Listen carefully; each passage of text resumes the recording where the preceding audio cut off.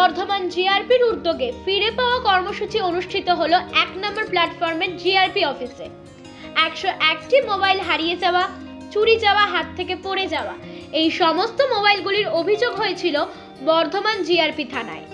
অবশেষে জিআরপি পুলিশের টেকনিক্যালের সাহায্যে সেই মোবাইলগুলি উদ্ধার করে সেই সমস্ত অভিযোগ করা ব্যক্তিদের হাতে তুলে দেওয়া হয়। ফোন ও সঙ্গে একটি করে গোলাপ। আর এই উদ্যোগে খুশি সেই সমস্ত মানুষজন যাদের হাত থেকে মোবাইল পড়ে যায় বা চুরি হয়ে যায়। বহু দূরান্ত থেকে মানুষজন আসেন আজকের এই মোবাইল নিতে। জিআরপি থানার বড়বাবু চিন্তাহরণ বাবু তিনি জানান, মানুষকে এবার একটু সচেতন হতে হবে যাতে আগামী দিনে একটিও মোবাইল হারিয়ে যাওয়ার অভিযোগ না আসে বর্ধমান জিআরপি থানায়।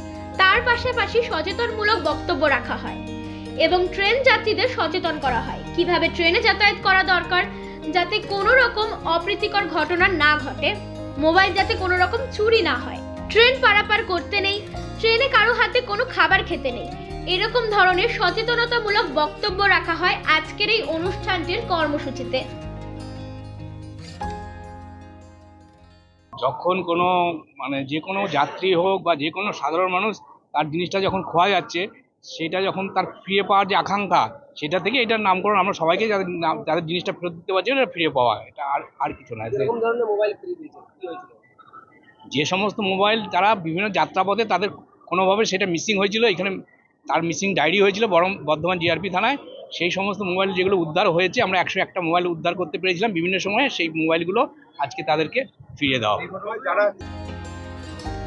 বর্ধমান থেকে আমজাদ আলী শেখের report, U Bangla TV. U Bangla TV, হৃদয় ছুঁয়ে যায়।